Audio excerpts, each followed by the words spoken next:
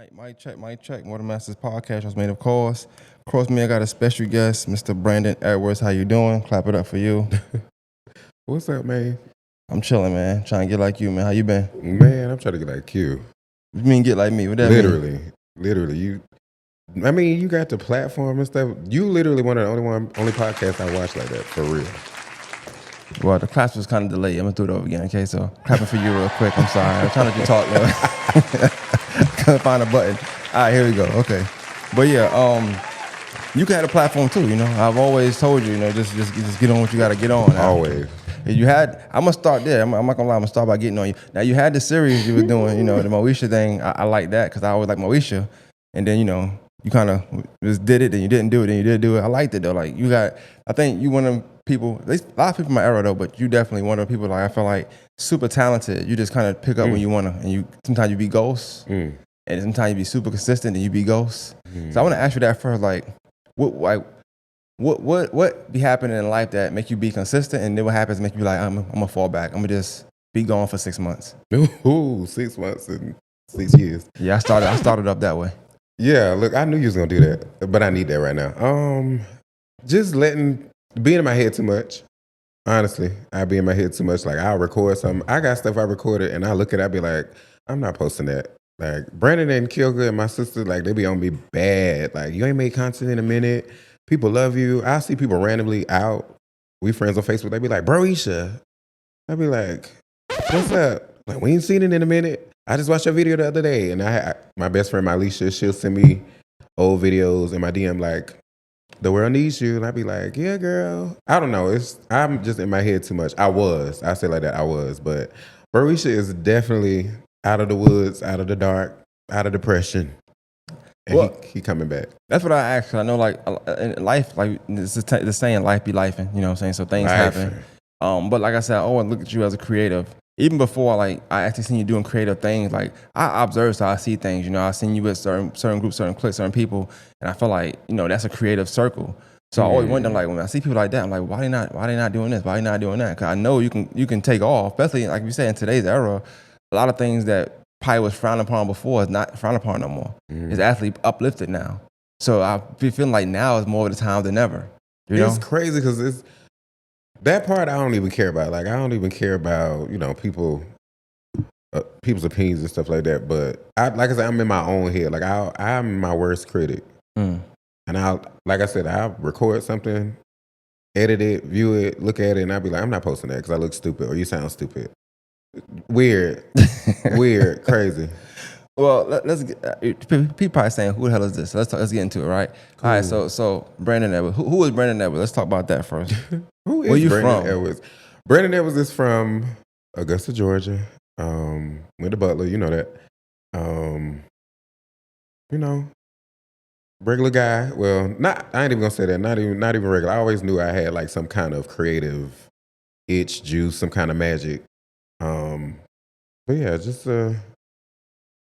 I want to talk about that for a minute. You said from Augusta, so talk about like you know where you from. Give me your story, like because when you say from Augusta, you went to Butler. You also went to other schools as well. So, did. And normally people got the same path sometimes. So like, what schools did you go to? Like, what path did you take, as far as like all the schools you went to and things of that nature? Got you. I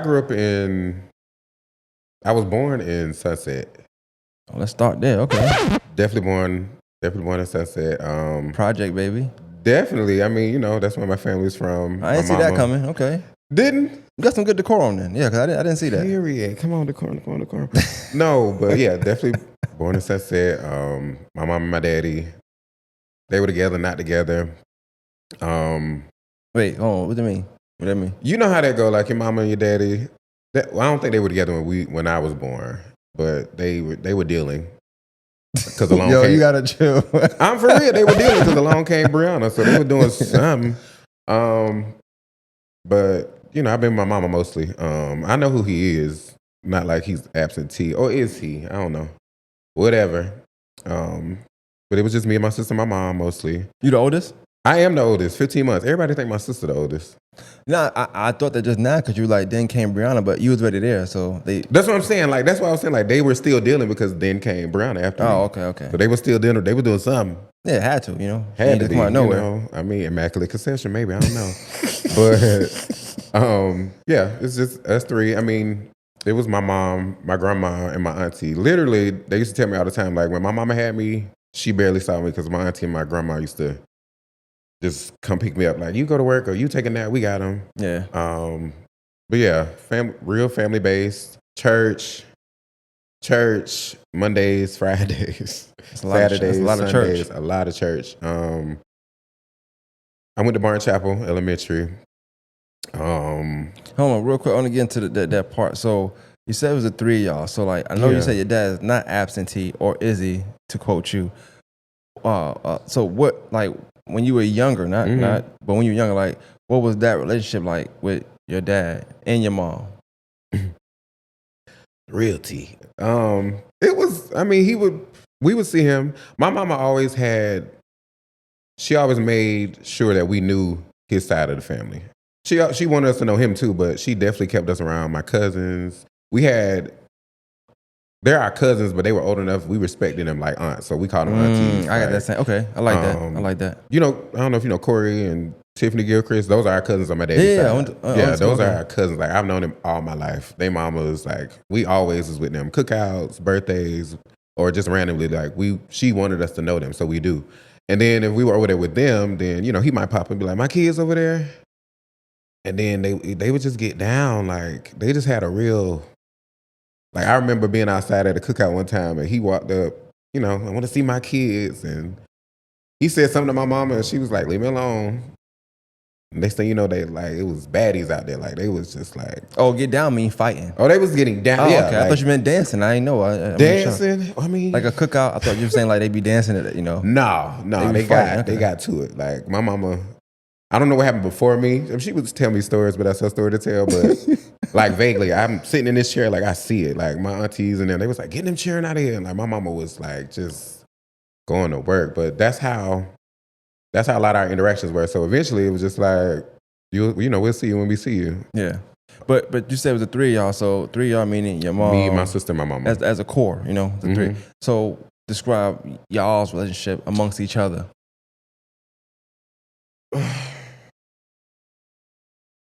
Them my homegirls. Like my mama, she made sure, she always made sure we looked clean, you know what I'm saying, clothes. You know, Duckhead was in back then. We had the uniforms at school. She made sure we had, you know, clean clothes, uniforms, all that. She made sure we looked good, but she made sure that we didn't realize that we was kind of like struggling. We weren't the poorest, but, you know, we didn't have all the money in the world. Right. So, but she did a good job. Like I never felt poor. I felt like I was cute. You know, we always remember, she had us matching outfits all the time. If y'all see on my Facebook, me and Brianna had on the same outfit. 9 times out of 10, we had on the same outfit. Brianna probably had on a blue skirt. I had on the blue shorts, but same outfit. But she just made it a point to, one, you know, not realize he wasn't there, but kind of like fill in the blanks as much as she could. And then, you know, like we never lacked anything, like ever. And then, of course, my grandma and my auntie would come in when they fit in. So, like I said, you know, I know this episode of Centered Around Pride is not like we got a surprise get going to it and like that, but you know, I feel like by now they probably already know anyway. You know what I'm saying? One thing I would say with you, I didn't know of you until I think I was maybe in 12th grade. I think we were the same bus or something like that. I was younger than me, so I didn't really speak to people like that. You know, you had cornrows then. I remember you sitting in the back. Man, I ain't. Hold up. Hell no, I ain't never had. I had braids my life, yes, but not. They weren't cornrows. They were plaits. Nah, I never grew my hair. I don't know. That way you made? Nah, I always had waves. Waves. I'm tripping. You had them deep ass. Yeah. Cussing. I cuss. Yeah. You had them deep ass, smooth ass waves. Like they used to be shiny. That's what it was. Yeah. You used to be chilling on the bus like. Yeah, mind my business. Like I be mind doing your now business. on Facebook. I didn't even know you could talk. You know what? Everybody said it's surprising you do a podcast because you didn't speak to nobody. But them be the ones. Hey, I didn't like it. Was waves. My bad. No disrespect. Cornrows. Cornrows is crazy. Yeah, I tried it. You gotta stop that, man. That's kind of wild, man. My man said, "Corey, try to play me on waves." My bad. Yeah, but I like I said back then, I kind of already knew, but I just felt like, you know, people, they come out when they come out, whatever. I never really partook or cared in that. But what I was going to ask you was, you being younger, and I feel like even straight men have this same ideology. You being younger, only being around your mom, your aunt, your sister. Did you ever like yearn to be around a male figure, like older figure, whether it be an uncle, whether it be your dad, whether it be just somebody that's like manly per se, and not the homegirls? Did you ever yearn for that? No. If I'm honest, I mean, don't get me wrong, I love my uncles and stuff. Like, they would come around, but your boy knew he was gay, or whatever the word. The gay, I'm the G, capital G, bold, italic, underline. I knew that in kindergarten. Straight, I promise you. I have vivid memories. We used to live in these apartment buildings. I had a friend, best friend at the time. He lived in like the one neighboring to me, but we always got on the bus and off the bus together. And I liked him. But in my head, I was like, this is wrong. Because like, we grew up in church. Like, we went to church. So, of course, that was... It was killing people is a sin. It was here. Then you could rob people. Maybe God will forgive you. Then it was... But being gay was, oh, you going to burn in eternity. So it was just like, don't be that, Yeah. But I knew, like, well, I like this boy. I don't like her. I want to play with her. But I like him. Like, So I knew kindergarten, straight up. We was in the same class, rode the bus together.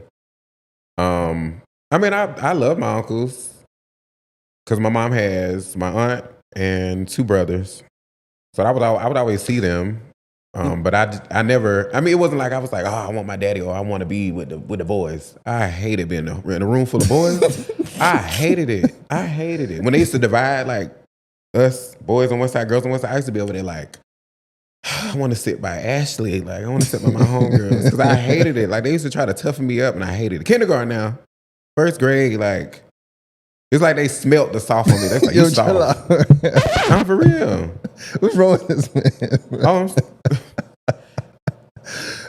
It's not, for real. It was just like, they used like to be honesty. like, he's soft. And they used to like kind of pick on me, kind of make me hard. Like, I'm just like, no, I want to play with them. They had the little kitchen in the classroom.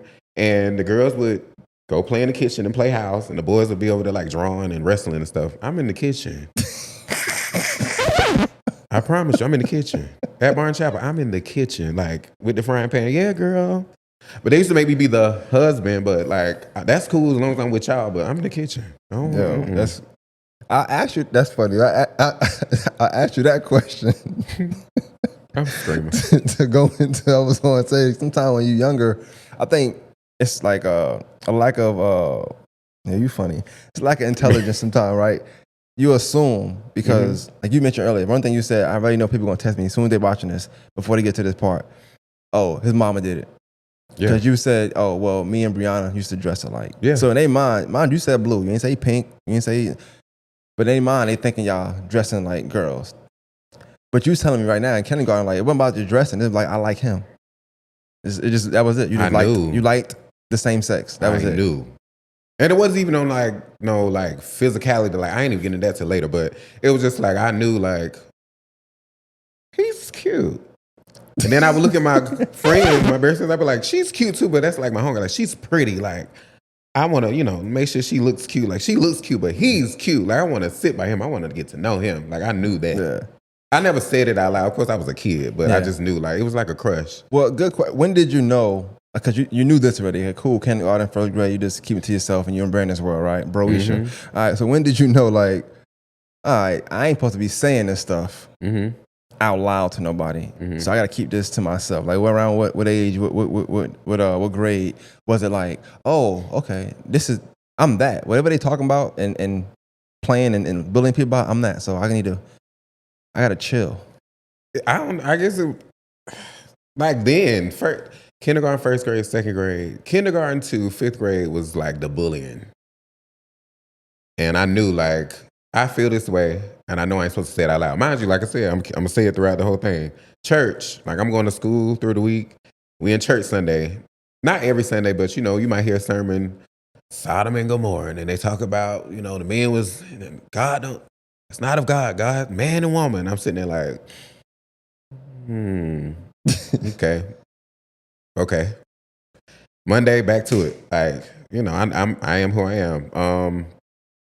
That immediately. Did you struggle with that? Like, because, like, a lot of people that go to church, they get the word, they feel it, they feel like it set them off for a week. So you was going in really not getting set up for a week. You like, hey, I'm rebuking all that. I ain't trying to hear that what he was talking about. It wasn't even like I ain't trying to hear it. It was just like I would be in the chair like I would literally a lot of Sundays from a child on up to adolescence, like when that subject would come up in church, like it would be like all the lights go off in the church and then it's the light right above me. And it'd be like, yeah, he talking about you. And everybody know he talking about you. Like, they be like, yeah, they talking about Brandon little gay ass. I used to be like, whatever. Sometimes, like, even I had a scenario one time, somebody said something to me at church. They was like, I know you feel this way, or I know you probably think you're gay, but that's the devil. The devil, you know, that's in your mind, and God gonna deliver you from that. Okay. I'm 33. I'll be 34 in August. Still gay. But yeah, it was like a conviction. It was like a low key, like a subtweet, I'll say. Like people, it would be subliminal. Yeah. It would be subliminal, but I mean. So you mentioned, like you said, kindergarten through fifth grade through kindergarten or vice versa. You said that was like the bullying era or whatever. So like describe that to me. What do you mean when you say bullying? What do you mean? Like say like is it words more so than physical? Or is words, it physical? physicality, like wait, people was hitting you? Not hitting me, but they were like bumping to me. That it was just like were they gay? Chill. Not at the time. You gotta chill. It was just like, it was just like little stuff like would knee me in, like we'll be sitting on the carpet or something, and I would get like kneed in the back, or somebody would push me while we at recess to kind of see like was I gonna fight back? No. Matter of fact, I had a homegirl. I love her to this day. She was like kind of bigger than me. She'd be like, "Who picking on you?" I'd be like, "Nobody." And she saw somebody do it one day, and she hemmed him up on that playground. I was like, "Oh, this is my bitch for life." Like, but it was just like, I'm not trying to fight you. I'm not even like looking at you. I'm not even flirting with you because I'm looking at still the one I said that lived in my apartment building. Like, that's the only one I'm thinking about. Like, y'all other boys, like y'all ain't got nothing to worry about. I'm not bothering y'all. I'm with my homegirls literally, but my homegirls used to take up for me, like from first grade to fifth grade. Shoot. To high school. I was gonna say because I feel like middle school would be worse because like people really. What's crazy is that was the worst. First grade and first grade to fifth grade. As a matter of fact, my second grade teacher, Miss Cromartie, but Barnes Chapel Elementary. It's like she saw it too. Like, oh, this baby, he's so precious, and she kind of like made me her child at school. Like anytime I got in trouble, I would kind of clap back sometimes and end up like getting into it with one of the little boys in class. I ended up crying because I was a crybaby. You was crying in class? Yes, mad, crying. Like, he's bothering me. Like, leave me alone. Like, I got to the point where like, I kind of like, I would like kick over a chair or something. Like, and so she would be the one like, just send into my class. Now that I got older, I was like, she probably knew like, yeah. You know what I'm saying? Like poor thing, he just getting picked on. He's struggling. Like, they picking on him. So I would literally go to her class. Now, she would get on to me and she would make me squat on the wall, but then she would kind of like give me like little busy work to do. She would make them send me my work or whatever. But like, I feel like she was just kind of protecting me. Like, it's okay, baby. Like, I got you. Yeah. So I appreciated that. Up to fifth grade. Middle school got interesting. Middle school, we get into some stories. Middle school was the time where it was like, they was picking on me, but it was like you just asked me, were they gay too? Middle school, they was gay. So gay. You felt like it was picking on you, but more so they were curious. Yeah, it was picking on you. Like, I'm gonna pick on you at school, but I'm picking on you because I'm letting you know. Still, me, like I was blonde. I didn't really catch on to that really to like high school, college era. And I'm just like, why are you picking on me? Like, leave me alone. Sixth grade, I didn't even start cursing until 7th grade when I met my best friend, Mylisha. I didn't even start cursing because I was just church. I'm already waking up every day thinking if Jesus come back today, I'm going to die and go to hell because I'm gay. Is that something you thought throughout your life though? Like, absolutely. Absolutely. Like, the whole story of Jesus coming back one day. Like I said, it used to be preached. Like, that's how I felt. You can rob somebody, Jesus going to forgive you for that. You can kill somebody, Jesus forgive you for that. You gay, you go home and laying down with a man, you hell bound. Like, God does not love you. Like, you're not covered. I used to feel like that. I was not covered. Like, I used to feel like anything can happen to me because they say God hates this part of me. So what about like not asking about your mom or your sister yet, but like your dad or your cousins, like did they ever give you any like indication that they knew you was gay? Or I think like that teacher I talked about, everybody was so protective of me because I was a sophomore. Brianna was I seen her fight before in school. Listen, I probably shouldn't have said that, but she's a teacher now, so I don't want to. She's a teacher, but she's a great teacher. She's a great teacher. That's what makes her a great teacher, because she's always been like, her kids understand that about her, but she was always the one like, oh, you're not finna bully me. And eventually was, you're not finna bully me or my brother. Mind you, my dad has my older brother, me, Brianna, then I have 3 other sisters. We all eventually, except my older brother, we all eventually end up at Butler together. So now I got them. They'll knuck if you buck too. Got you. So that you was protected by the girls. Yeah, and it wasn't like intentionally like my sister's gonna fight me. Like I wasn't looking for no smoke, but like somebody step on my toe. Like oh, it's up, it's up at lunch. That's the thing in that era we talking about. Early 2000s, and like you didn't have to bother nobody. The fact that people feel like you gay, they gonna bother you. I love Seagull. I'd do it again, but Seagull was interesting. I never forget. Like, I hated being in the locker room. Oh, you gotta be with the boys. Yeah, it wasn't nothing but boys in there. I'm just like, I swear, if I go to the girls' locker room, I swear I won't touch them. I just want to be in there I don't want to be in here with these musty ass boys. It used to be so interesting in the locker room, like you trying to put on shorts and stuff and dress out, and you just have somebody come and slap the back of your head. Ah, what's up? And be like leave me alone. These old pussy. Like I used to be like, oh God, like please not today, because I don't want to fight. You were dressing out? Well, up until a certain point, no. Like I was just like, fuck that grade. I ain't dressing out. And my coach used to be like, Brandon. I used to be like, fuck that grade. I got to the point where I used to stay after the class before and dress out in class. Like my teacher used to be like, is that bad, Brandon? I used to be like, I just don't want to go in there. I'm gonna ask you that. I know you said middle school was a time, but like how uncomfortable was school for you? And see how I could tell from church standpoint that was uncomfortable. On some Sunday. I'm pretty sure the Sunday we talk about something else, you like, oh, thank God. Like whenever they want to talk about being gay, like, okay, this is for me. But like, how uncomfortable was school for you during that time? And then if it was uncomfortable at all, who could you go talk to about it being uncomfortable? So I consider my friends my soulmates. Like I'm gonna get married one day and have some kids, but my friends are definitely my soulmates. So the first person I remember like really understanding me, and she was like my very first real best friend, Bridget. Like it's just like I said, like it's like they could smell it, they could see it, like, and she just gave me this look like, oh, he's so precious. And it's just like she did just like what the teacher did. She's like, I got you. Like ain't nobody gonna bother you. That was 8th grade. We got real close 8th grade because we were both in the algebra class. You was good at math? I was round the world, multiplication, like I was lit. Like I used to do that with my eyes closed. I'm gonna give you a problem in a little while. Keep going. Period. Pull out the flashcards. I'm ready. I remember we took the test in 7th grade. I just remember taking the test. I was done quick, and my teacher's like, "You ain't done that test." I was like, "I'm done." And then when we were going back to school, my teacher, she was like, "Hi, if you're in my class, you passed the math test, and you're taking algebra this year." So I'm just like, "What?" And so I started seeing like that's when I met Bridget. I think it was at like open night. So we started, we got cooler. But I knew her before, but we got close. Yeah. When we were in the same class. It's so funny because I was in class with her. I was in the class with Antonio Davenport. Shout out to Tonio. Shout out to Tonio. It was a mixture. And if you know Tonio, if you went to Seagull, you know like Tonio was always the one, like he was gonna jive on you. Yeah. He was gonna get you.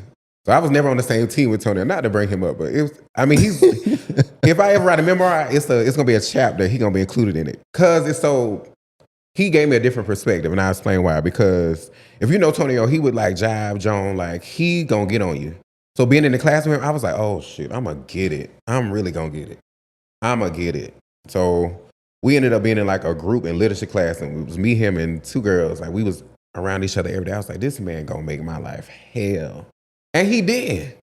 He used to like Joan me, like we used to go back and forth a little bit, but it wasn't to the extent like because I was prepared. I was like, okay, well, he ain't finna like punk me in front of these people. Yeah, like, yeah. so. And it wasn't just him, but he was just he was the one who had funny jokes. Everybody else is lame as hell. Like I ain't even paying him no attention. But Tonio, and I used to be like, all right. But he never like went in on me. I don't even think he ever used the F word. Yeah. I don't think he ever used the F word. So he gave me a different perspective. Like all straight niggas ain't like this. Like all straight niggas ain't like them boys was in the locker room. So I'm glad you said that. So at one point you thought everybody that was straight just hated you. Or you I used to be at lunch like, I ain't sitting with the boys. I don't want to do nothing with the boys. If I had we used to get like paired randomly. If I was with a boy, like I would damn near do the work. Like, okay, I'm just gonna do the work. Did you have this like mindset that like you like regardless if they say anything to you, did you feel like everybody just disliked you because of what you I feel like it was a low key like, oh, this nigga gay. I don't want to be around him. Yeah. Like, get this away from me. That's how I felt. And it wasn't always like that, but majority. Like up until 8th grade, 85% of the time, oh, niggas is mean.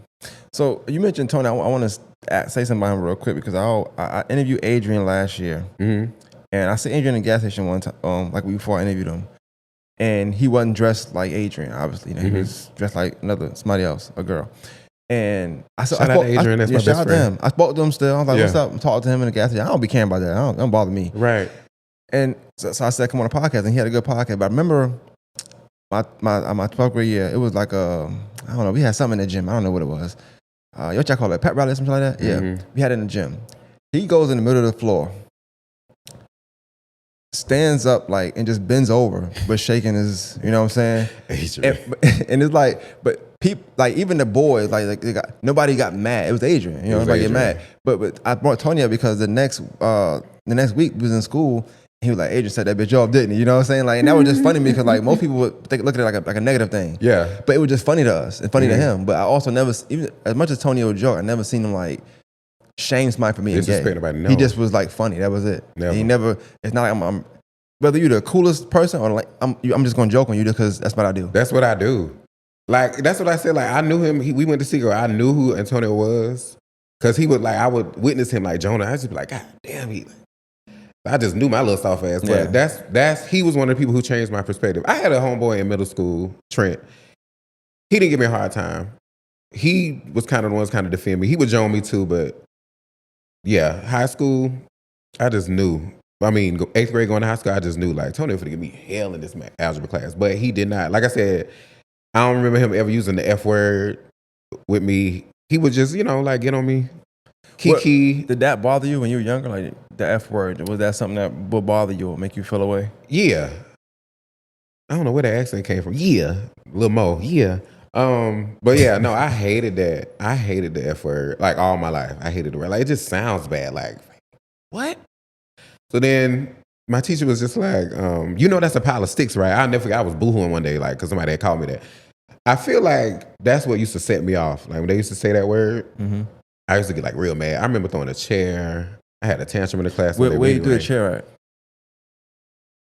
In the classroom. Towards whoever it was. I just remember throwing it, and the teacher kicked me out. And I was sitting on the floor like pissed.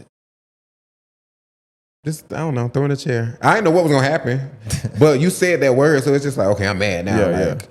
And I remember just thinking like, okay, you're going to have to fight today because you done threw a chair. Like, this man going to get you. But nothing happened. But all that to say, like, the F word used to just, like, I don't know, it makes me, I just didn't like the word. Even now, I hate that word. I hate it. So, I always, and this is the last time I'm bringing up, I always tell a story. I moved down here like 05, 06, something like that. I wouldn't go to lunch at the time because I didn't like being around people like that. I'm like, I don't want to be here. So you didn't talk or eat? I wasn't eating, yeah. Damn. I ain't gonna get to that. It's a funny story. I would eat, but I ain't gonna get into that. But I didn't go to lunch, so I would stay in Miss J.E. class. Shout out to Miss J. Oliver. And Adrian was there, and there's a couple other people that was in there, a girl and somebody else. And one day, I knew Adrian, so I used to come down for the summertime. So I had been down here before, I just didn't live. So I knew of him. Because his brother Howard was my cousin's best friend. So I always knew of him. How easy. I knew Adrian was different. They always talked about it, so I knew him, But he seemed cool in school. I was like, he a cool guy. I never cared about somebody being gay. But I wasn't. So I remember like, with your homie, your friend, you say things. So you saying the F word, that's where we would say sometimes, whether you was gay or not. Yeah. If I was mad at you, I just called you, Yeah. And I mean, one day I just slipped. He said something like, man, chill, you know, I just said it. And I didn't think about it until I said, like, oh shit. Cause he gay in my mind, you know. He was like, hey, I'm not gay, I'm double. I like I ain't hear it. I'm just, you know, I'm just writing down Double, stuff. I'm not okay. writing down nothing though. I'm just scribbling. So you heard me? I said, oh damn. I said, say it again. He said, I'm not gay, I'm double. I said, oh, okay, what's up? Period. But after that day, I went to lunch from now on. I went to lunch from there. So shout out to Adrian for sending me to lunch. You know what I'm saying? But I always tell him that. I say that made me not say that word no more because I didn't mean to say it anyway. Yeah. But I felt like him addressing it that way was enough for me to be like, okay, I don't want to say that word no more because I don't like telling me what they are, what they ain't. I ain't want to know. Yeah. I already knew he was. I just didn't want to know. You know what I'm saying? Because back then, like I said, it wasn't like you would hang with somebody that was gay and it just be okay. So me not knowing, I felt cool joking around. I don't know if you're gay or not, if what's up. Definitely you know? was not. Once you know, it's like, hey, yeah, I'm going to step back a little bit. So just imagine somebody like your brother.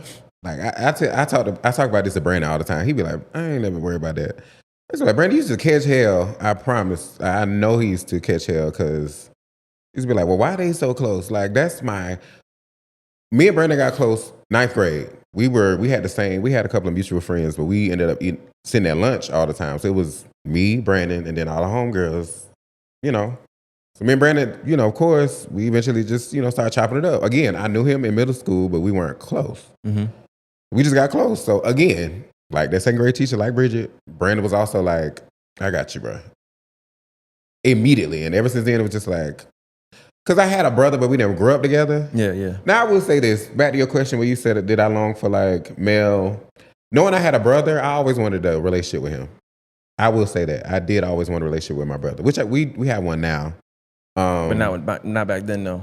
No. I mean, I knew who he was, and when I saw him, it was all love, but it wasn't like I would see him every day. Brandon, 9th grade, 10th grade, well, since 9th grade up until now, I see that motherfucker almost every day. Talk to him every day. Check-ins, you get what I'm saying? So when we got close, it was just like 2 things. It was, okay, now I got like a brother now. And this also somebody who's not trying to manipulate me and take advantage of me. Because I had a whole lot of those too, where a lot of males would know like, oh, okay. And then they would kind of like try to ease their way in and like manipulate me to, you know. I feel like you're speaking in code, but I feel like I understand. Am I speaking in code? You're not finishing words. You're saying. I mean, okay. Niggas would be like, I feel like dudes would be like, okay, I see he gay. I don't want nobody to know I'm gay, so I can fuck with him, and he ain't gonna tell nobody. And I'm gonna make him scared, so he ain't gonna tell nobody. You know, I'll fuck him up. It was a couple of encounters like that, and a couple of them, you know, happened. And then a couple of them was just like, no, bro, like, chill. And then it just, you know, stuff got awkward. But you just start like this, not trusting like dudes who get like kind of close. Cause it's like, okay, ain't no dude getting this close to me unless he trying to get at me. Yeah, yeah. But it wasn't like that. Like Brandon just was just like, I got you. And since then, like that's my brother. We just so happen to have the same name. Yeah, but so that probably would make it awkward. It's the name thing, I think, because you got one Brandon that's gay, so they just assume both are gay. I'm assuming. I don't know. I don't know. I didn't know him, so I didn't like when y'all younger than me. So even you got her, I seen her. 'Cause I had class with her before. Her is cute, y'all seen on the camera. But I had P with her. Man. Funny you said P because I had P with her. But other than that, I just stayed to myself. I ain't know nobody. So you was 08, right? Oh wait, yeah.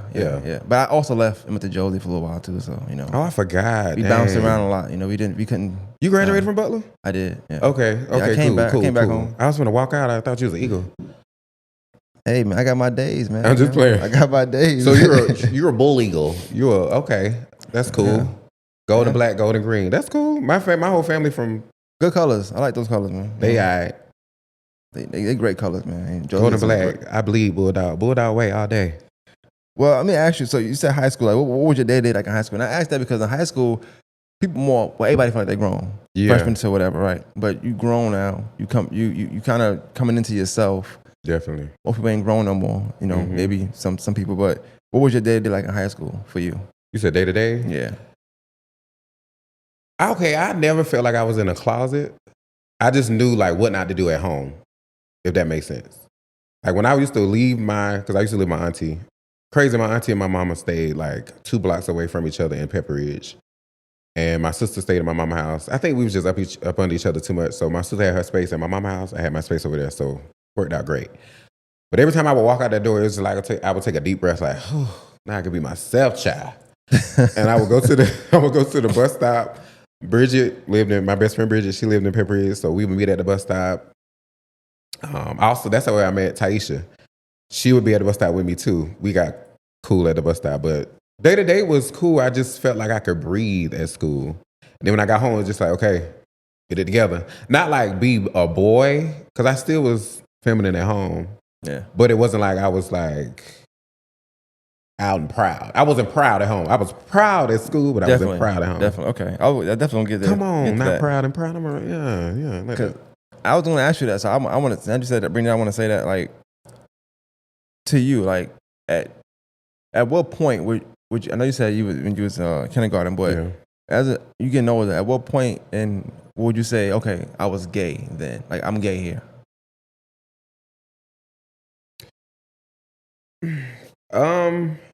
I guess, okay, I'll say it felt better saying it out loud. Bridget was the first person who allowed me to say it out loud and not be judged. Like, she was literally like, Brandon, you know you can say it, like, you'll feel better. And I was like, girl, what? She was like, you'll feel better, friend. And we had a conversation. She was like, it's okay. She's like, I know you go to church, I know you all that, but it's okay. Like, you're gay, and that's fine. Ain't nobody gonna bother you. And it just felt better, like, having a conversation. So that conversation led to, okay, Bridget, I think I like this person. Or she would be the one that be put me on game. Like, she'd be like, that boy like you. That's why he bothering me. I'd be like, girl, no. Yeah. Then it got a little weird because it's just like, I don't know how to act on this. Like, I don't know how to flirt back or respond or like get at. No, I don't know how to do that. I'm Brandon. I'm just trying to make it through the day. Leave me alone. I'll go home, watch my little TV shows, go home and watch my sister, play with my sister dolls. You know what I'm saying? Like, stuff like that. But it used to get, after being open enough to have conversations and somebody understand and kind of like support you, it just made it easier. It made day to day easier. But I know when I got home, like, okay, we can't talk about this. Yeah. So, what were there any events during school that made you hide, like that you were gay, like hiding it? Where you felt like, okay, not yet. Oh, not yet. You thought about it. I'm gonna step back a little bit. Like I said, like I never was at school, like, cause I used to wear the baggy clothes. I had on Dickies and stuff, but I always had like a little switch to me. I always had like people always said like, you walk funny. Like, I don't poke my chest out. I just have a natural arch. And it just looks like, I'm being extra, but no, it's just how my back made. Like, leave me alone. So I always had like a little switch, I guess. So it wasn't like I was not one of those people who could hide it. Like, I wasn't gonna do that. Like, that was just too much on me. It was too much. I was like, I ain't finna do all this. I just never want to smoke with nobody. Yeah. I never want to smoke. But it's funny you say Adrian. Adrian was one of the examples, like, Adrian was out and proud. Ever since I've known Adrian, I've known him to be out loud and proud. And I feel like Adrian got a different kind of respect because they knew, like, oh, Adrian he gonna square up. Or he could fight. Oh, Adrian was gonna beat you. That was the difference probably between y'all. Like, you didn't want to fight. Yeah, so people Adrian thought, wanted like, to fight. He's soft. He ain't gonna do nothing. Adrian, he gonna get with you. Like, I didn't see Adrian square up with niggas in the quiet room. Like, oh, what's up? Oh, wait, where you finna fight this straight guy? I always tell a story. I tell people, like, if I was somewhere and I felt like somebody was out to get me, like 3 people, whatever. Out of everybody I know, if I could pick, I would pick Adrian because I know for a fact he got me. He is. I watched him in action. Like, he can fight. Yes, that too. But my homegirls, my God, they were niggas.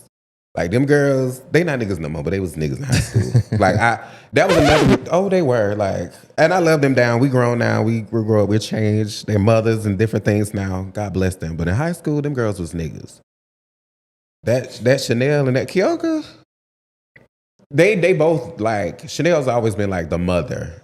And she'd be like, Brandon, Don't worry about that. Leave them alone. Tina too. Tina, my God, like they just used to always kind of like make sure like nobody was fucking with me. I remember I got into something, and Tina walked up on me in the hallway. She's like, "Why you didn't tell me they was bothering you?" And I was like, "It's no big deal, Tina." She's like, "It is." She's like, "I got it." She looked at me. She's like, "I got it. Don't even worry about it." I was like, "Okay, girl." But it was just I never wanted to smoke. First of all, I don't like to fight. Secondly, I don't get the concept of standing in front of somebody and preparing to get hit in the face. Don't hit me in my face. You know how long it took me to like this face? It used to be a little fat when I got in high school. I slimmed up a little bit, got a little taller. So I was like, okay, I'm a little cute now. And I want you to hit me in my face? So I'm glad you. So when you were younger, did you not like yourself? Your appearance? Were you not comfortable? I was with a little chunky. I had like a thick neck. I don't know. I did not really. Did you eat a lot or something? That probably was. I didn't eat right. That probably was the thing. I wasn't like super fat. Like I wasn't like. Now you was chunky. I was chunky. I put up a picture. I was chunky. But yeah, I didn't really start feeling myself like, oh, okay, you might be a little cute till like high school. Again, my homegirls played a part in that. Bridget, like all them used to be like, Brandon, you're fine. You look fine. And they used to pour into me that way because they knew like I didn't really have anybody who called me ugly. So it wasn't like somebody beat it into me like, you ugly. I just always felt like I'm not the cutest thing. So I'm going to just do what I got. But I got a little cute in high school. Got a little slim, got a little tall. Started dressing a little better because, my God, what? Dickies? And anyway, double socks, 2 shirts. What? Okay. Then the little zigzag. Anyway, I felt, a little better about myself. But yeah, when I was younger, I didn't really. I didn't really like looking in mirrors. You mentioned having like friends and having that friend group. So like, how important was that support group for you like throughout those years of high school and just coming into your own? So important, so important. I got something from every one of them. If you knew me in high school, you know I was always with Kyoka, Deanna, Selena, Chanel, Brandon. Portia Perkins was a big part of my life too because she always poured into me. Like my home Tina, Tierra, Natila, like all my homegirls used to be like, Brandon, like, it got to the point like Tierra be like, I think you just want us to say stuff to you. Like you want us to say you're cute. Like, you're not ugly, Brandon. That's what like, girl. But they made sure like I just kind of knew who I was or like got an idea. You get what I'm saying? Like, Yeah, I didn't really step into that part of me, like even caring enough to like keep myself looking a certain way until I got around them girls. I'd never forget. I walked into breakfast one day. I hope she don't mind me saying this. I walked into breakfast one day. It was in high school. Kyoka was creative. That's how we connected. Like we were creative in a way of if I see an outfit, I'm gonna try to recreate it. My girl had on a first shawl. It was pink. Mind you, we at Butler. We at Butler High School. My girl had a first shawl across her shoulder. She had on this I don't know what it was, like a skirt or something. But I was like, this bitch is Diana Ross at breakfast. But it was just like she put them clothes on and was like, yeah, this is me, and I'm going to school like this. Like, who comes to school with a first shawl across their shoulder?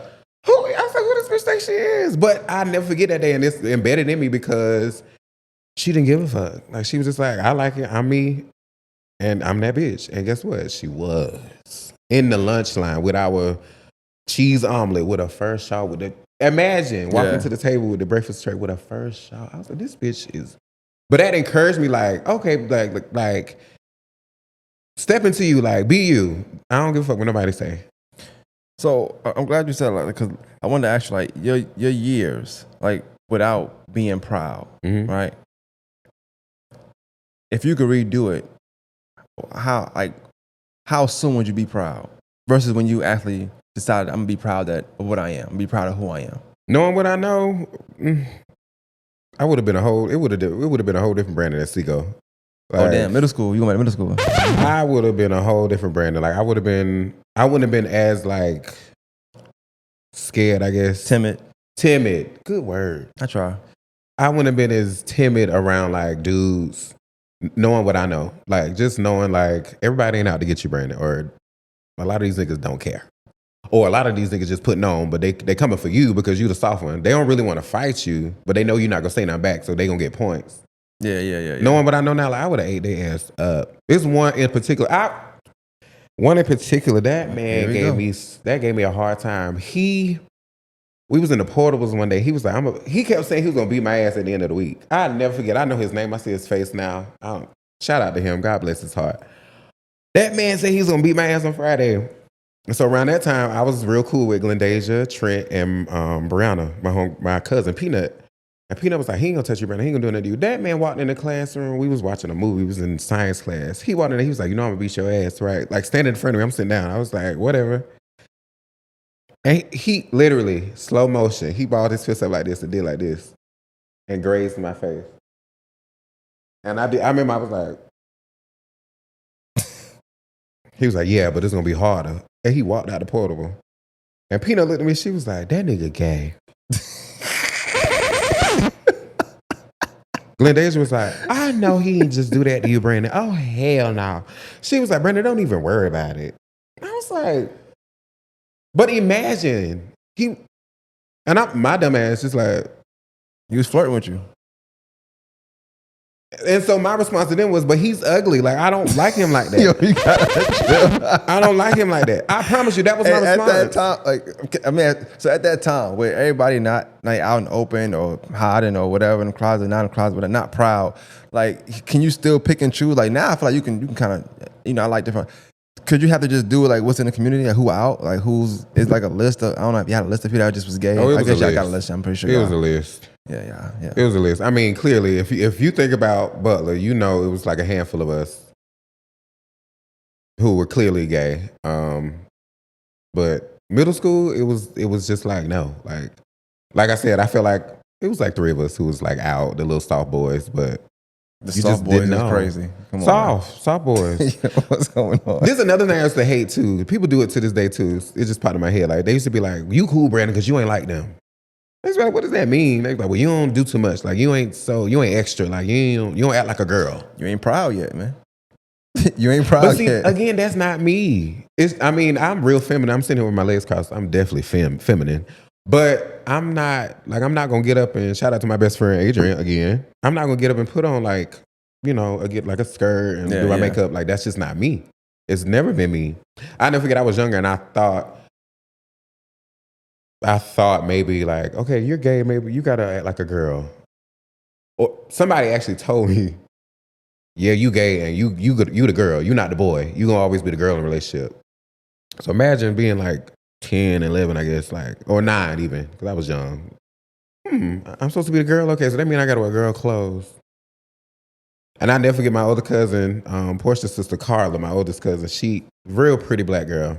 She had got her prom dress custom made, my auntie made it. Oh, she wore that to prom, I never forget. I was like, she is beautiful. Mind you, it wasn't like I wanted to wear it, but having it in my mind, I was like, I'm supposed to be a girl, I used to go to my grandma's house all the time. Caller rooms in the bag. They would always be at work. I went to the bag and pulled that dress out the closet. And I remember standing in the mirror, like putting it up against me, like, But in my head, I'm just like, no, like this is not me. This is not me. I was like, okay, cool. Put my foot in one of her shoes. This ain't you. And ever since then, like I was like, okay, I know that's not me. I might like dudes, but I'm not a girl. Gotcha, the person who told me that was around a lot, and they used to they used to try to beat that in me, like you the girl, you be the girl, you the girl. I'm just like, okay, whatever that means, but I ain't put on no dress. I'm not putting on no dress. I don't want to put on no nails. I don't want to wear brown skirts. Like none of that. I knew that from the jump, and I respect people because people literally are born and they feel like they're in the wrong body. Yeah. That's a real thing, and I respect that. Shout out to all my people, all the people in my community, but that ain't never been me. I just been the G. That's it. Been a G. Just the G. Well, let me ask you this. So at what age or what time in your life do you feel like, mind you, your best friend here, so don't tell me no BS. Mm-hmm. You feel like you was proud. Like when did you wake up and say, you know what, today the day, fuck that. I'm about to be proud and be gay. And what also did that require? What would determine that? Because you've been proud in school. You just come off the bus and I guess you go through like a warp of like, okay, I'm back to this. What was that threshold like? Okay, if I do this, then I can be proud. Was it having to tell your mom? Was it having to like be open with somebody in your family? What was like the one thing you felt like I can be proud if I do this? Getting support from certain people. I didn't tell my mom until I didn't have a conversation with my mom until I was 28, about to move out her house. That was the very last thing. But before you get in there, I mentioned define that first for me. Define what pride is to you. Define pride? Yeah. Pride to me is I ain't even gonna say struggle, because some of us is not a struggle. But pride is just waking up every day, just living your whole truth. Whether it be you the lesbian, gay, bi, trans, whatever you identify as. Just being your full confident self and not bothering nobody. Like just walking in you. Like that's what pride means to me. When I think of pride, when I say I'm proud, like I've never, well, I ain't gonna say never, but in my adult life, like I've never been ashamed of being labeled, because people label you. I've never been ashamed to wear that label. Yeah. Now that's not the first label. When I wake up in the morning, I'm a black man who just so happened to be gay. Because I always I guess respected, cherished my manhood in a way. Because my mama would definitely make sure I did man shit around the house. Took trash out. Trash, Cut grass? fixing sinks, cutting grass. Cutting grass is crazy. Cutting grass is crazy. What's wrong with her, man? Cutting but grass? even in that, I was so gay, because I'm out there cutting grass to, what album was out? Oh, Sierra. What fun, shot it, cutting the grass. Cutting the grass. Was your line squiggly or was it straight? Oh no, I used to get down in the yard now. I ain't lining up with the little weed whacker thing. I ain't touch the bushes, but that grass, straight lines. That's the straightest thing I ever did. Shut the fuck up.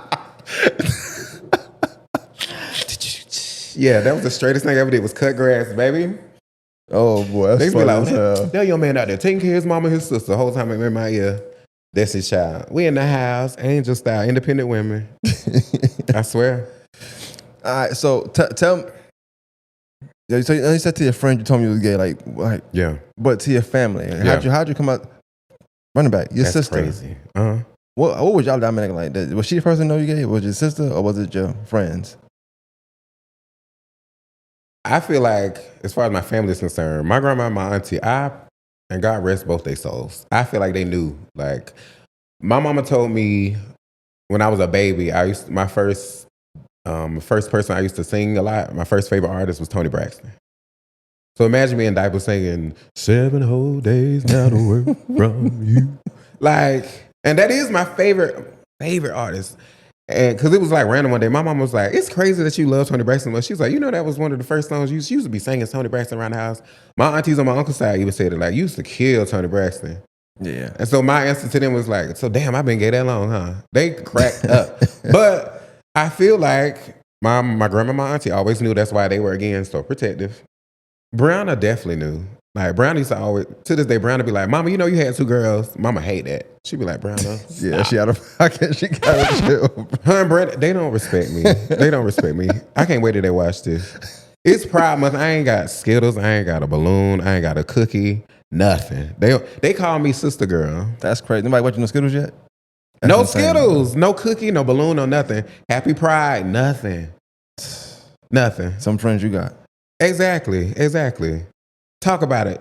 But no, I feel like Brianna just low key was like, because that was my first. She was a built-in best friend. Like, we literally have been getting along forever. We had like one blow up. I remember it vaguely. We had one blow up, but after that, it was just like. But she's always been. I told you, like, she's the riding one. So we was at NYSP and somebody bothered me. It was like, well, you got to answer to my sister. Now, I wouldn't be saying like my sister gonna get you. She'd be like, well, why didn't you tell me they was bothering you? And then the next day she'd be like, that's his punk ass, bro. And I'd be like, girl, stop. Because we gonna have to fight. Like, I'm gonna have to fight him. You're the girl. So I'm gonna have to fight him. And I'm not gonna let him just fight you. But hey, that's what it was. But she just knew. I feel like in my head, she knew. When we got older, we had a conversation. She was like, Brent, I always knew that. I didn't care. I just ain't want nobody fucking with you. You know, it's odd, like, so you're having these conversations, but like everybody knew. I feel like, and I always felt like that everybody knew it was just like an underlying thing. Like even my uncles, I have 2 uncles. One, God rest his soul. I feel like he knew I was gay too. Like, but he never used the F word. He never disrespected me. He was like, get your little soft ass up. yeah. Go get me a beer. And he cracked over the beer. He cracked the beer. He's like, taste it. I was like, huh? He was like, taste it. Okay, that's good. Like little stuff like that. I think he was just like pick at me just to make sure like, I mean, you good being soft, but there's a man in there somewhere. And my other uncle, again, church, very prestigious pastor in the area, love my uncle. He never disrespected me either. I made a video a couple of years ago and I said, somebody asked me like, how important was it to have like your male support, family members, friends, and I forgot what I said, but he watched the video. He commented, he was like, "Oh, nephew, I always got your back. I love you. Never cared about that. You know I love you." And that means a lot. That meant a lot. And I never felt like he had an issue with me. It's just when saying it, I'm big on like people showing and saying it. Yeah. But they always showed, never disrespecting me. Now my daddy, I was about to get to that. I felt like it. My brother even. I'll get to my daddy. My brother even like, he be like, man, don't give a fuck about that. My brother, his thing is, who you fucking with? And I be like, what? Who you fucking with? You got a boyfriend? Like, no. All right, I need to see this nigga. You show me, I need to know. No, you don't. Just trying to protect you. Yeah, but if it's one of your homeboys, you just stay out of, you need to mind your business. Don't let it be one of his homeboys. You could pick from 1,000 other people. It's not, but I'm saying, that's what I told him. I was like, mind your business. Like, what if it's one of your homeboys? That's why I need to know. No, you don't. No, you don't. Hey, he like, mind you, I'm hanging with this nigga every day now. You know what I'm saying? So make sure it ain't one of my homeboys. Hey, it be like that sometimes. But my brother never, made me feel away. Now my daddy is interesting. And I love him down. No disrespect, I love him down. If he gets to a phone or some type of electricity and sees this video, I love you down. However, I had an interaction with him where I think he talked to my sister. Because mind you, I told you, I didn't have a conversation with my mom until I was 28. I was moving out. I had applied for an apartment, got approved, about to move in like 7 days, I think. And then I just told her and my sister to come to the living room. I was like, I got to tell y'all. And I told them, yeah, I'm moving out. So she was like, why you moving out? Long story short, I came out. I'm expecting fireworks, tears. I'm expecting the Bible, Jesus. And she was like, you can't be gay here? What? She's like, you can't be gay here? I was like, no, girl. Like, no. In your house? No, I can't be gay. She was like, Brandon, I forgot all the words she said because I was crying half the time because I just felt support. I was like, damn, I was ready to just get kicked out. And she was never that type of person, but you said long story short, and I ain't trying to get all the details per se, but like what was that conversation like? Because okay, shoot, it was real supportive. So we was in the living room, and that's when I had my dog. I'm sorry. Prince. Did you know? Was it premeditated? Like, did you I'm gonna talk to my mom today? Did it just happen? Like, oh yeah, me and Brian was texting for like 2 or 3 days. Okay, so this is a build up. You was nervous to have this conversation. Yeah, 28 years old. 28. Got you. I was like, Bri, I need you. She was like, what? And I was like, I'm gonna talk to mama. She's like, bitch. She was like, okay. She's like, whatever you need. I was like, I just need you to be in the room. She's like, oh, I ain't missing this. So I was like, okay. I never forget, I was in the bathroom. I think I just got out the shower and I was in the mirror and I was like, all right, Bri, I'm finna do it. She was like, I heard her get out, leave her room and go in the living room. I was like, this bitch is so. And so I text them. I was like, I want to talk to y'all. Meet me in the living room. Brown was sitting over there. Mom was sitting right by me. And my dog Prince, may he rest in peace, he was sitting there. Literally, it was just like he was listening to it. I never forget it. He was like, and because he was sitting next to Brown. I promise you, he was sitting next to Brown, and he was just like, like what's finna go down? Like what? The TV was off, so I was like, yeah, Mom. At that age, I need my independence. I'm about to move out. I got approved for an apartment. Now, mind you, at the time, we on a joint bank account, like SRP, like so. My mama was the type, like she'd be like, y'all went to Burger King without me. Why you looking at the? Why is you looking at the bank statement? Y'all went to Burger King, got me on it. When y'all went to Burger King, I said something about the party. She's like, I saw you applied, and you paid the deposit or whatever. She's like, I already knew, and she's like, well, why? I was like, it's just at that time in my life, I need independence, and I can't be my full self here. She's like, well, what does that mean? You know what that means. Mm-hmm. You know what that means. She was like, what does that mean, Brandon? I was like, well, Mama, Wait a minute. I'm gay. And I can't be, and I don't want to disrespect your house. And, I'm starting to date. And, I just need my own space. Got quiet. How long? It got quiet and Brown was texting. Matter of fact, she was texting Brandon. She was texting our group chat. My phone was on vibrate. It was vibrating on my leg.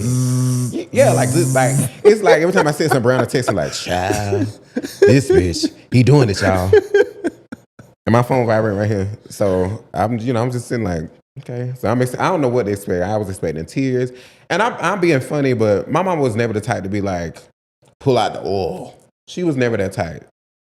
She's very loving. She had coworkers, she had close coworkers and friends who, a couple of gay guys, but it hit different when it's your son. And I get it. Yeah. So I was she in church too. So absolutely. My mom was. So if you felt the way, I'm sure she felt the way for all these years as well. Come on now. Damn. But it got quiet. And she was like, yeah. Going off in the group chat. The next day I saw it, but never mind. I was like, okay, what's up? Okay. And so she was like, okay. She looked up. She was like, okay. You can't be gay here? No. In my head, I was like, no. What you mean? No. I was like, huh? She's like, you can't be gay here? She's like, you can be gay here. I just don't want you to. She went into finance and stuff, so I would. Big sigh of relief. Okay, I can have this conversation with you about money and shit. Like, cool. I was just ready for, like I said, tears, fireworks, like all that. And it was not that. Love that moment. Yeah. Love that moment. I feel like that even brought us closer. When you had that moment, did you feel like I could have did this sooner? Yeah. Like, girl, you should have. What? I could have got this out the way. Like, I could have been. Say you was 28. You probably could did it when you was 12. I probably could.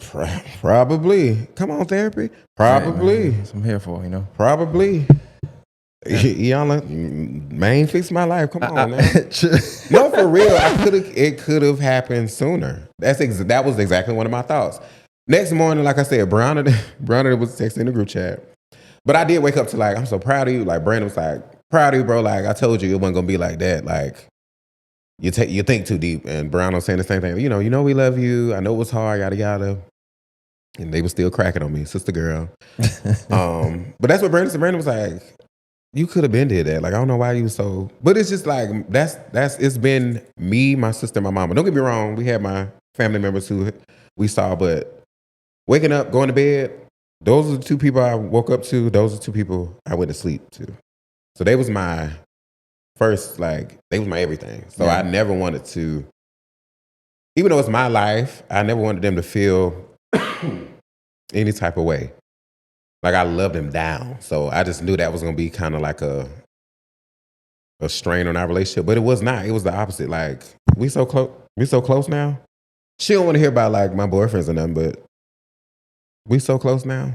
Well, I wanted to get into what about your dad though? Because that's kind of how we got here. Yeah. Now, so that conversation happens. Boom. I don't know how long it was after that. I know my sister it was right before we found out she was pregnant with my niece. My daddy he got a phone and he got my sister number, or somebody gave him my sister number, and he would call her to speak to us. I felt the way like, okay, you can get her number, you can get mine. Call me. No big deal. So every time he called her, he would be like, where your brother at? So if we were together, I would talk to him.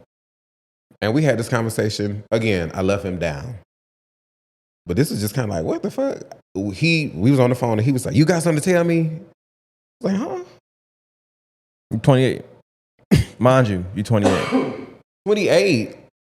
You got something to tell me? I was like, huh? No. Yeah, your dad. He's talking about him. Yeah, I know. I'm about to say you can't even talk about your dad without coughing. They can't cough all episode. Ain't coughed all episode and then start talking about this man start coughing. The devil. No. Matter of fact, I was at Kroger on my break, and Brianna and her boyfriend Isaac came up there. And I was in the window talking to Brianna. He was like, "That's your brother?" I was like, "Hey, Daddy, what's up?" He's like, you got something to tell me?" I was like, and I'm doing this, so he was on the phone, but that's just how I see it in my head. And I was like, No, you got something to tell me. When you ready to tell me, you tell me face to face. You don't tell me shit over the phone. Literally blind. I was like, huh? Hung up the phone. Brown was like, "You know what he's talking about?" I was like, "No." She was like, how you had a conversation with Mama. I was like, "Oh, he want me to have a conversation with him?" Excuse me? What? So I felt the way. I was just like, I never forget. I was thinking about that at work all night. I was like, because, and no shade, but this lady wiped my ass when I couldn't wipe my own ass. Meals on her for the last 18, 19, 20, 25 years. Meals on her. Lights on her. Water on her. Housing on her. We saw you every now and then, but the last time I saw you, we did for you. Me and my sister picked you up and took you to your destination. Like, what have you done for me lately? Ooh, yeah. Like, what the fuck? And you want me to sit down and have a conversation with you? As if you on the same level? No disrespect. Love them both. But you is not on the same level as Deborah. Absolutely not. I'm not sitting down having no fucking conversation. Excuse me. I'm not sitting down and having no conversation with you. Absolutely not. Would love a relationship with you. But get the fuck up out of here. No. So I slept on it. My mama got wind of it.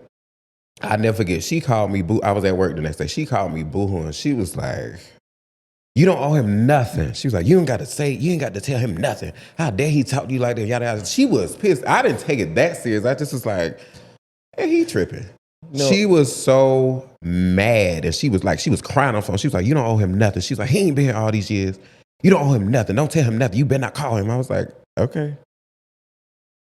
Again, protective. Yeah, one thing I can say from everything you said so far, I don't know what he did, but your dad really pissed your mom off. So I know that for sure. Because it's just like, I just mean all through life, even when y'all were younger. Because Tony Braxton is like, you hate a nigga. Tony Braxton, you don't like a nigga. I mean, not to tell her business, but you have scuffles with this guy you've been in love with or whatever, the father of your children. You have scuffles with this man. My mama always tell me a story about when she had a scuffle with him right before she found out she was pregnant with my sister. Like, they had a scuffle. Like, she was like, that was the last time he put his hands on me. Even with all that, like, imagine you growing up with your mama, like, you love your mama down, and you hear, like, somebody putting their hands on your mama. Yeah. And my mama never embedded in us, like, don't like him. Love your daddy. He don't know what he was doing. Like, love your daddy. That ain't got nothing to do with y'all. Love him. And we did. But you think I'm gonna sit down in the living room with you and chop it up and like I owe you that much of a conversation? Absolutely not. Absolutely not. But aside from that, talk about life after you told your mom. Child, baby, after I told Deborah, I ain't give a fuck about nobody else. Super proud now. Super proud. I'm pretty proud, cute and loud, and I had it going on. I was like, shit, let me bust out the skirt on it. Because I always, like I said, like I always wanted to like, express myself. Like I always loved Prince. Like Prince, but Prince got the bitches. But Prince had on heels. Prince would wear a badass boot. I love the way Prince used to put clothes together. Brandon them know I love the boots. They be like, he got on the boots today. But like, I've been wanting to do that, but I never like stepped into that because I ain't want to defend my mama. Yeah. And flip side, she the biggest supporter. Like, I never forgot I wore that skirt to homecoming at Payne. I posted that picture. She called my phone. She was like, "You got on a skirt." I said, "Yeah, man, it's a skirt." "Child, you wearing it. They love it in the comments." I was like, okay, I'll never forget. Because I was in the car with Jessica. Shout out to my best friend, Jessica. I was like, girl, Deborah saw that skirt. Jessica was like, "Answer the phone, Brandon." She was like, "Child, you wearing it. They love it in the comments. I'm finna repost it." I was like, okay, girl. Whew. But it's just like, ever since that conversation, she is my biggest supporter. Don't get me wrong. We'll be at dinner or something. We was at Brown birthday dinner, somebody's birthday dinner. Isaac, you know me and Isaac go back and forth, just like me and Brandon go back and forth. Isaac said something about, he didn't say like no gay slur, but he said something to the effect of like, you a girl or something. I'm laughing. We all kikiing. Oh, mama was like, I ain't like that. It's like, why, girl? She was like, I ain't like that. I don't like that. I don't like people picking on you about that. I said, mama, it's fine. Like, I'm good. Like, I can defend myself. She's like, I don't like it. But it's just like, she's real, even more protective because she always say, like, the world is not nice. Everybody's not nice like you, Brandon. Yeah. And you can't expect yourself out of people. I still, to this day, I don't want no smoke with nobody. Even though I'm proud, if I'm in like studio or something, like I'm making my business not to bump a note. When I'm going to the bathroom, crowded as hell. Excuse me, bro. Excuse me. Let me get through you. Excuse me. I ain't touch you. I ain't trying to touch you now. You know what I'm saying? Because niggas get offended in the drunk. Oh, that nigga touch me. I'm trying to go pee. I ain't trying, just out of like no smoke. Because people are weird. It's a guy. I'm not going to say his name, but yeah. His name is Craig, and I worked with him at Blimpie's long time ago. Mm-hmm. I remember one time seeing him walking the Sprint gas station. I worked there, and he was trying to come through the door, and he held the door for somebody, and they would not walk through the door because he was gay. All the time. That's the only thing I could think about. And I was like, it made me think about what y'all be going through sometimes. Just little stuff like that. Like you having your own good day, and then like that could just ruin something for you. Like you can't come through the door, I'm holding it for you. All the time. Like how dare your gay ass open for this? Okay. And that happens to me a lot. Not lately, but it's just like, if you walk behind me or if you be like, oh, okay, good shit, walking to the door. Like, yeah. I'm a human being. Like what you gonna get gay juice on you? Yo, you gotta chill. You gonna get gay juice on you? I say that all the time. I don't want to get no gay juice on you now. Like, cause it's weird. Like nobody, and I hate men in situations where like a guy is making it his business not to interact with you or be around you or be near you. You ain't got nothing to worry about, bro. Like I'd be like Brandon be like, oh, I don't know who the fuck that is, but we gonna ignore him. But he ain't got nothing to worry about. Like you have nothing to worry about. Nothing. That's another thing. Like I can't stand when guys like just because you gay, you attracted to every man in the world. Absolutely not. I'm probably looking at your girl before I'm looking at you. Like why she with you? Who's the girl here? True. I hate that so much. They be like they make it, and it's obvious like they making their business not to be around you or have to interact with you at all. We playing Uno or something, and you don't want the car because I touched it? Bitch, fuck. Get the fuck out of here. You gonna leave before I leave because I'm good. Hate it. A couple years ago, I don't know exactly when it happened. I'm pretty sure you heard the story and stuff, but it was on Netflix, and I don't know if y'all watched it or not, but that Jeffrey Dahmer, you ever watched that? So I watched it again. My sister, my daughter, the other day, because she's a little older, so we watched a lot of older stuff just to kind of, And it was the episode where the guy was deaf. It was a deaf guy in one of the episodes, and that was like to me the one that I didn't like the most because he didn't do that. He was like a very like cheerful person. He couldn't. He was deaf, but buff dude, but gay, but he wasn't doing that to nobody. Mm-hmm. But I also think about the fact that a lot of people lost lives, just for being gay, but also nothing was being done about it because they were gay. Because that's what I get from it. I know he ate niggas and stuff like that. I mean, that's some other thing he was on, but the fact that he's able to get away with it for so long because nobody cared because these victims was gay. Period. So even when I do the pride and I try to highlight it, it's more so because it's come so far. It was one point you was gay, like nobody cared about you. You could die and it's like, oh, we're not investigating it. Still. Oh well, you shouldn't have been gay in the first place. That's the devil's work being done, like you say, and it's still like that. But today I see it where like people 9 years old, like I'm gay. The freedom they got, family just hugging them. Oh my God, it's different. And I love that for them. I love 100%. That for them because I worked with high schoolers, and we would have to recruit students from the local high schools. We would go to Butler, Josie, Laney, like all of them. And each year it would get like better and better to me because it's just like we would go in these cafeterias, set up, and the little girls or whatever their label is, their pronoun, whatever their pronoun is, they would walk by. Short cut like mine, baggy jeans, just to give you an idea of what like. And I just be like, oh, walk on yourself, baby.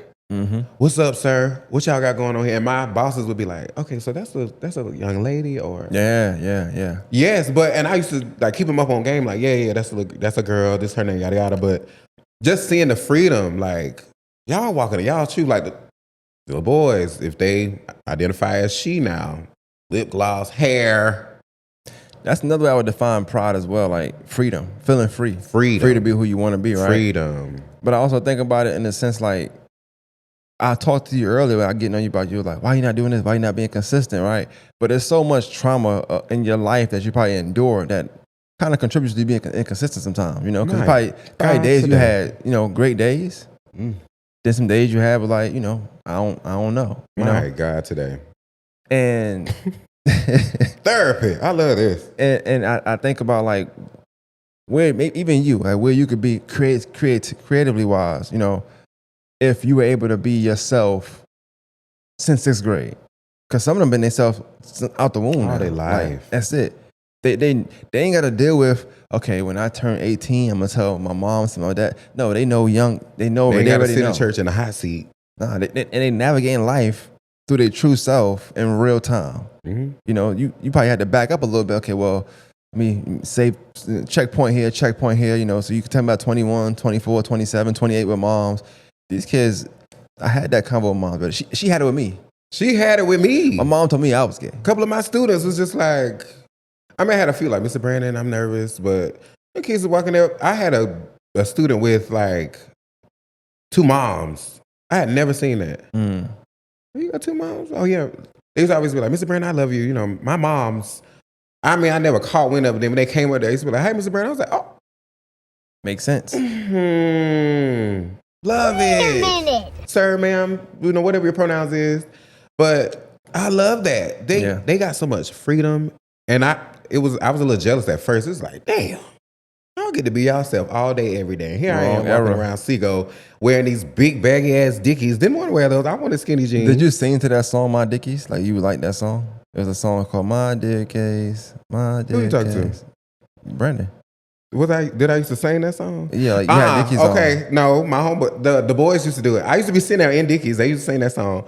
I used to get hyped to stilettos, pumps, pointing to my homegirls because they used to wear heels. I promise to you. My Dickies, polo, boots. I used to have my polo boots. Yeah, cool, yeah. But Knuck of Your Butt, come on. I'm singing Princess Part. I'm singing Diamonds Part. We knucking the bucket and ready to fight. Not really, but I know. Yeah, I got you. I got you. I've always been one of them girls, low key.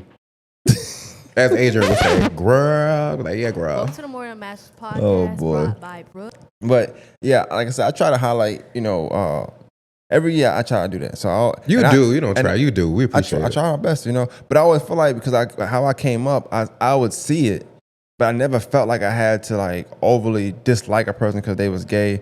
It just never was my thing, you know. I felt like even bullying. I feel like if I was gonna bully somebody, I want to bully the bully.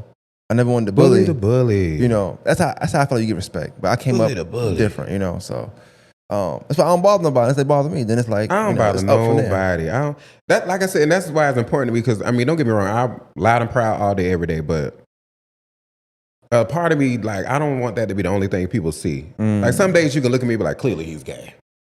And then some days, like, it's crazy. Like girls be hitting on me. I be like, girl, you know.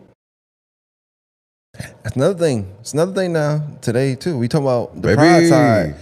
People they outside. Back and forth, man. People outside. Yeah. I ain't telling nobody business. I ain't saying no names. But Brandon was like, this girl just sent me. Brandon was like, look at this. He screenshot this message. This girl was like, do your brother get down? And Brandon was like, who? They was like, Edwards. He was like, get down, what you mean? And she was like, he don't like girls just a little bit? Because I take him down. I was like, tell her. No, ma'am. No. I don't know what to do with it, boo. I ain't never seen one. Well, I've seen one because I get dressed in my homegirls all the time. But like, and if I do, it's just like, okay, well, so this is what we talked about in science class. Girl, you got a pretty. This is pretty. Some of my friends got piercings. I've seen beautiful. When they first got it, look at it, beautiful. Like, then they would play like, that ain't do nothing to you. No, girl, put your drawers on. But that piercing is gorgeous. So, like, what about like your friends? I know you mentioned you said like early on in life, like people would any friends that's attached to you, they'll I guess put that jacket on as well. Like that must be gay. Do you feel like you have to be a certain way around your friends that aren't gay, or do they just like openly Now, let you express? what do you mean like then? Just in general. In general? Now, definitely not. Like everybody, another person in my corner, Tonell Lewis, that's my cousin actually, Okay, shout out to never Tony. played about me. I used to be like, this cuz who but nobody, calm down. All right. Even D, like he be like, you good? Like he sent me a studio, you good? Yeah, I'm chilling. But like I've never felt that pressure from like my immediate friends, like ever. I ain't never had to like, flex. Anybody that's watching, like, what would you tell them? Like any young kid, somebody that's 28, somebody that's 35, that's not like out, but they kind of want to. What advice would you give them as far as like coming out and how they may feel afterwards? Just hopefully they have a good support system. That was helpful for me. Outside of my family, my friends, like to this day, they still pour into me. I had a rough year last year, real rough year last year, but I feel like whether it's friends, you got a cousin you close to or whoever. For me, even another one, Mr. Fortune at Butler, that was a big support system from actually from 6th grade, because he was my choir director in 6th grade. 6th grade to graduation. His birthday was the other day. I talked to him the other day. He always checks in on me because he knew he had the same experience. Like people would pick on him because they thought he was soft in it. And he would always get on me like, Brandon, just remember who you are. You don't have to be like this person or that person. You're you. So walk in you, but be who you are. Yeah. But I would hope that they would have a support system. Know that people who think you're going to judge you the most, they're going to support you the most. Have them hard conversations. Hard conversations, once you get to the other side, my God, today, like, it's like you lost some weight. Because you feel heavy, and then when you speak it and get it out, you find out like it wasn't that bad. Like they still love me. Your mama, your daddy, your grandma, whoever you live with, your cousins, your brother, they still gonna love you afterwards. Even if they feel some type of way, they still gonna love you. So I always pray like they have a support system. It's different now. Before it was just like, if you gay, then get the fuck out of my face. Now it's okay. It's all right if you gay, but don't be trans. Yeah. Like my trans sisters, I don't know her. I don't have a whole lot of trans homegirls, but shout out to them. Love everybody. They get it but they get it so bad in the light, but in the dark, yeah. Like they'll drag them on Facebook, but be in their inbox, pull up on me, or I'm pull up on you like inbox going crazy. Yeah, I seen other day somebody had posted their inbox, and it was like, I seen it was I guess a trans. I don't know, but they was like they're gonna they ask people for money. They said, "Whoever don't cash at me, I'm outing you." So I don't know, like the dragon part. I think it's a slippery slope. No agent told my dad, he don't believe in like exposing. Let people come out when they want to. I'm not exposing nobody. I'm not exposing nobody. One, because I like to breathe and I like to walk with 2 legs, and I like 2 arms, 2 eyes. Like I don't want no smoke. Shout out to you. 2, I feel like that's like, it's unnecessary. It's so unnecessary. Like me and Adrian had a conversation all the time. Like no matter what to do, thank God I've never been in a situation like that as bad. But if I was like, I would never, no matter what a dude does to me, just leave me alone. Just don't say nothing else to me ever. We good. I ain't gonna tell nobody your business. Please don't tell nobody my business. It's both ways. I got shit to lose too. Oh yeah, fact. You got your ego. That's your ego. You don't want your homeboys to know, or stuff like that. Like I got shit to lose. Like my integrity is in hand. Like people found out I was laying down with you. Oh my God. Don't tell nobody that. Don't expose me. But I don't believe in that. Like I'm pretty sure, like you've seen a couple, like you said, you described the situation, and even with Adrian's sister Felicia, that situation that happened.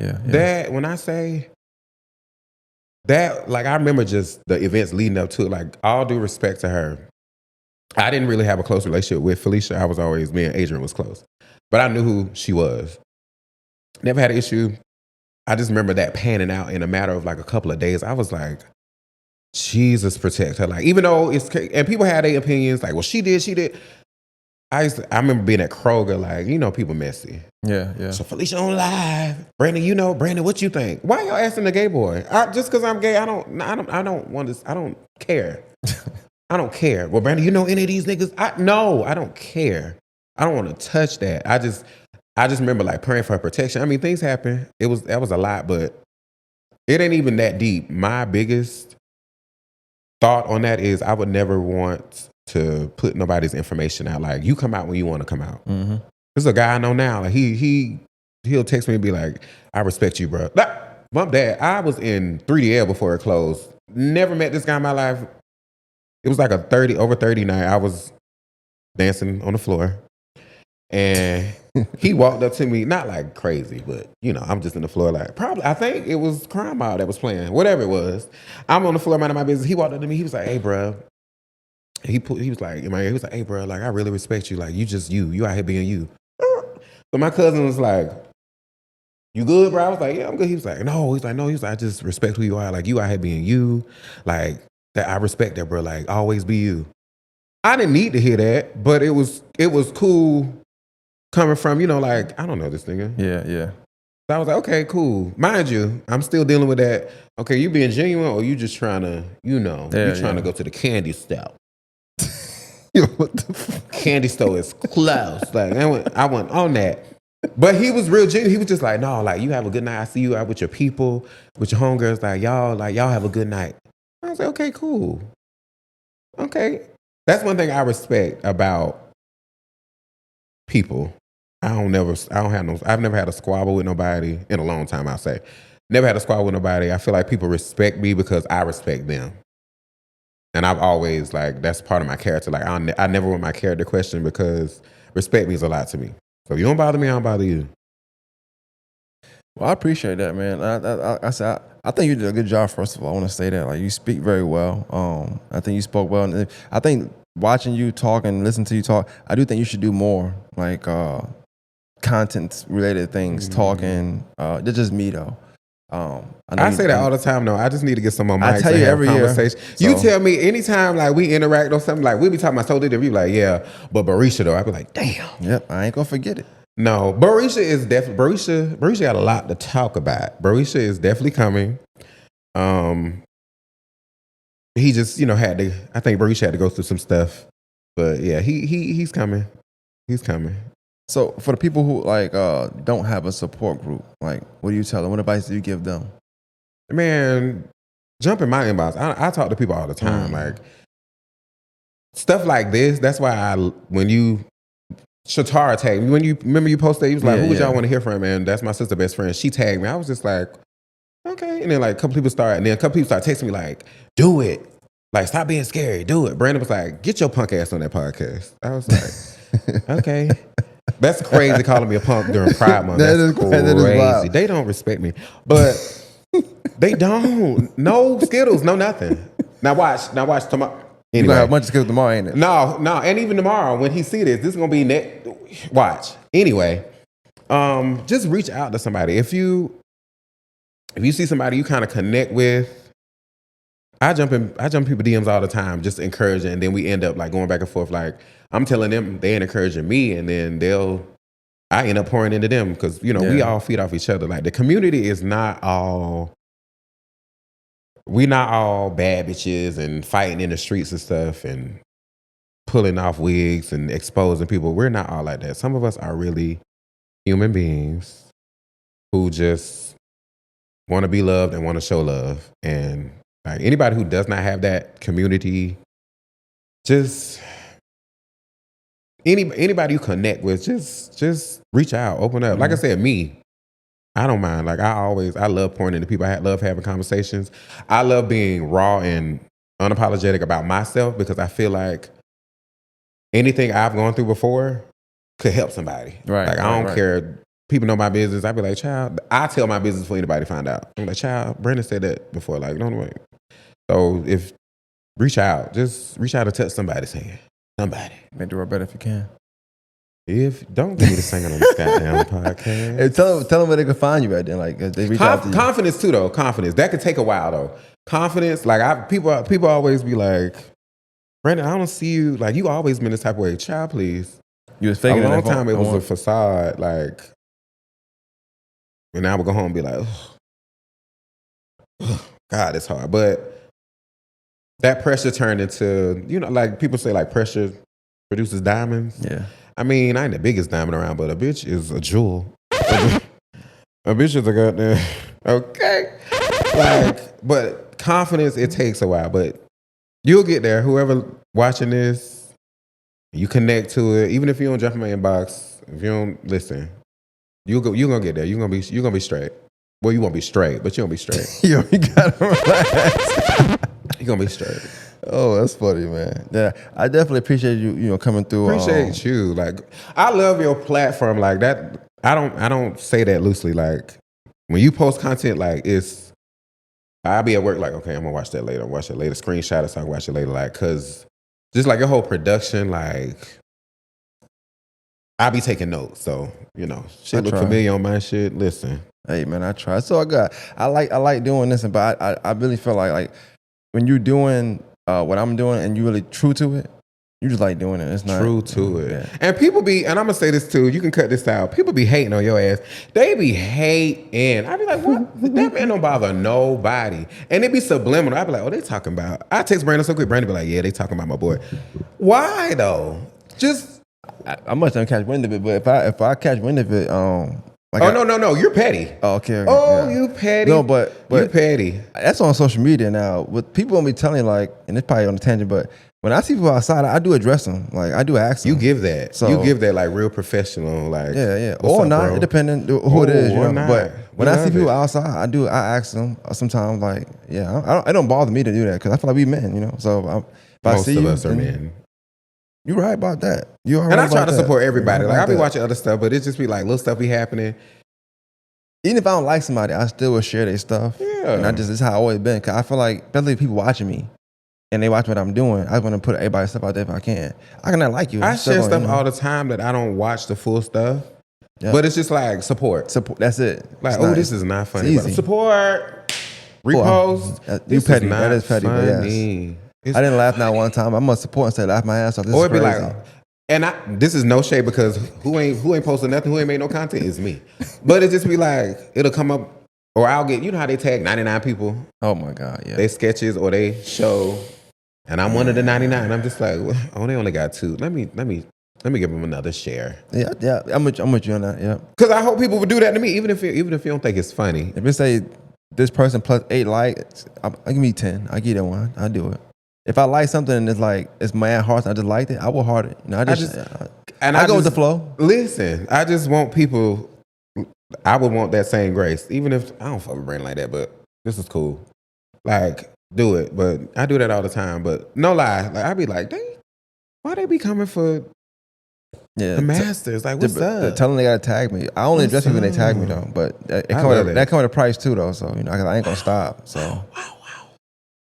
I be trying. You want the smoke. I be trying. It's fun to me because I be feeling like this. Like I feel like everybody got their own life they lived and they own. So I don't feel like nothing negative can happen. Like they ain't gonna do nothing to me or nothing like that. So like it ain't not funny to me. I'm funny. I'm very funny. So and AUG explained, baby, the journalism. That's the homie. The journal. I love her. I've never met her. The journalism. Nah, cute. The way she got them people together because they was copying the paper. She don't play. She does not. But the journalism, like the way she puts it together, it's just like I be taking notes from her all the time. Like God, she's broke that shit down. Q sit in a room with the light off. If you diss her, she gonna sit in a room with the light off for a little while. By the time she go in that room, your ass is grass. So that's she gonna be on you. So Q don't play. I need to go to her school.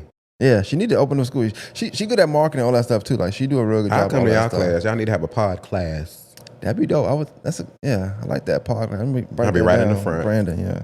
I'll be right in the front. Pod class. Don't be tardy either, nigga. You know what I'm saying? Listen. Turn your work in too, nigga. Now look, I was on that. Oh, I wasn't late today, was I? No, you was okay. good. You was good. Yeah. Okay, look, I was about to say now. It was like 9.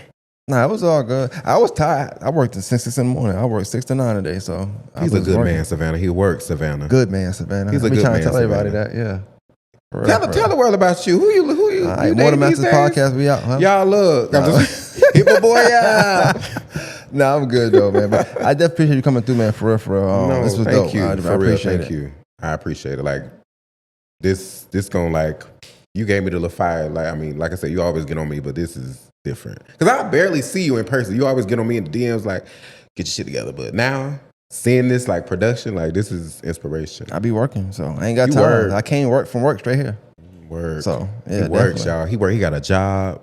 Yeah, man. You know, trying to do some things out here. Trying to get like you. I got it. Man, go I'm on. just trying to be proud, man. Follow me on follow me on Facebook, Brandon Edwards. Soon come, Barisha. That tag will soon be coming. I promise you. But yeah,